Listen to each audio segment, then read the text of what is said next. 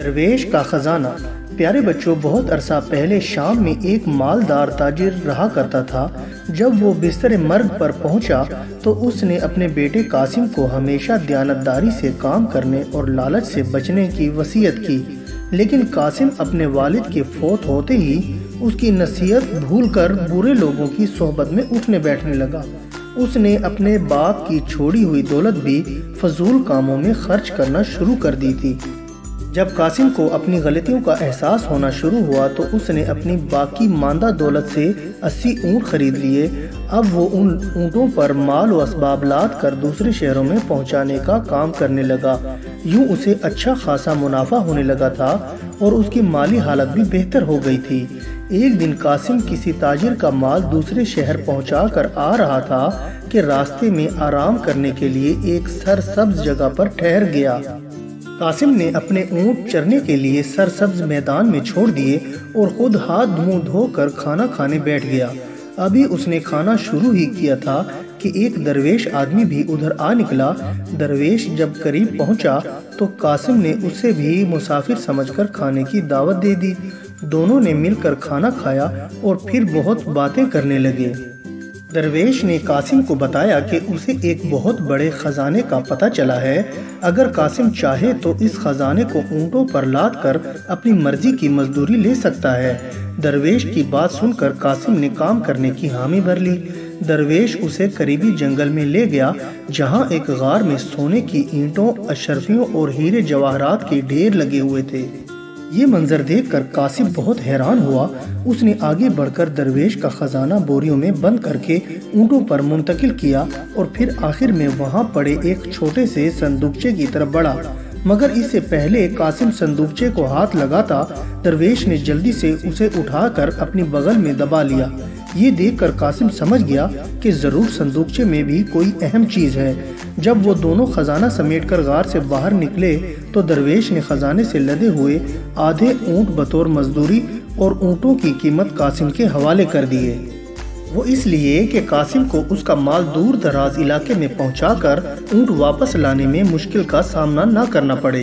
قاسم نے یہ معاوضہ خوشی سے قبول کر لیا تو درویش اپنے حصے کے اونٹ لے کر منزل کی طرف چل پڑا۔ لیکن کچھ ہی دیر بعد قاسم کی نیت خراب ہو گئی۔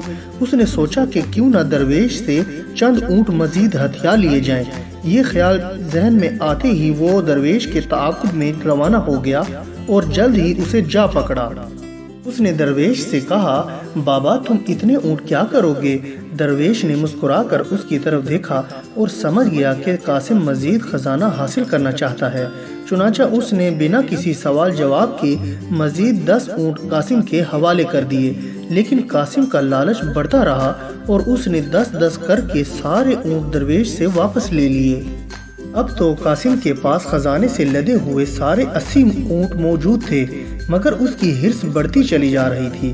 اچانک قاسم کی نظر درویش کے ہاتھ میں موجود صندوقچے پر پڑی۔ اس نے سوچا کہ یقیناً صندوقچے میں بھی کوئی قیمتی چیز ہوگی، یہ بھی درویش سے چھین لینا چاہیے۔ اس نے درویش سے پوچھا، بابا اس صندوقچے میں کیا چیز ہے؟ درویش نے جواب دیا، اس میں طلسمی سرما ہے۔ اگر اسے بائیں آنکھ میں لگایا جائے تو زمین کے سارے خزانے نظر آنے لگیں گے، لیکن اگر سرما دائیں آنکھ میں لگایا تو دونوں آنکھوں کی بصارت ضائع ہو جائے گی۔ یہ سنتے ہی قاسم درویش کی منت سماجت کرنے لگا کہ وہ اس کی آنکھ میں بھی طلسمی سرما لگا دے۔ بہت اصرار کرنے پر درویش قاسم کی آنکھ میں سرما لگانے پر رضامند ہو گیا۔ اس نے صندوقچہ کھول کر سرما نکالا اور سلائی کی مدد سے قاسم کی بائیں آنکھ میں لگا دیا۔ اگلے ہی لمحے قاسم کو زمین کے سارے خزانے نظر آنے لگے۔ اب قاسم کی خوشی کا کچھ ٹھکانہ نہ رہا، مگر اس کا لالچ پھر بھی کم ہونے میں نہیں آ رہا تھا۔ اب وہ ضد پر اتر آیا کہ اس کی دائیں آنکھ میں بھی سرما لگایا جائے۔ درویش نے بہت سمجھایا مگر قاسم اپنی ضد پر قائم رہا۔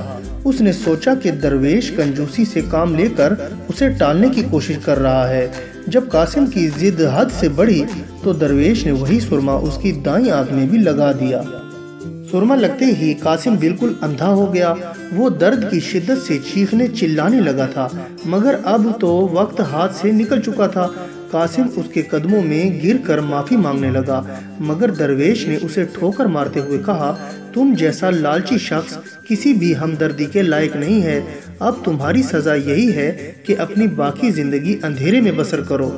یہ کہہ کر درویش نے خزانے سے لدے ہوئے سارے اونٹ اپنے قبضے میں لے لیے اور اپنی منزل کی جانب روانہ ہو گیا۔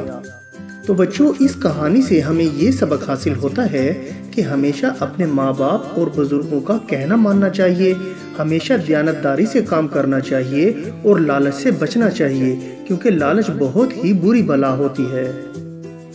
اور بچوں، میں امید کرتا ہوں کہ آپ کو میری یہ کہانی پسند آئی ہوگی اور آپ اس کو لائک، شیئر اور کمنٹس بھی کریں گے۔ اور سب سے ضروری بات یہ ہے کہ آپ میرے اس چینل کو سبسکرائب کرنا نہ بھولیے گا، اس سے آپ کو میری نئی کہانیوں کا بھی پتہ چلتا رہے گا۔ اور اب میں اجازت چاہتا ہوں، اپنا بہت خیال رکھیے گا۔ اللہ حافظ۔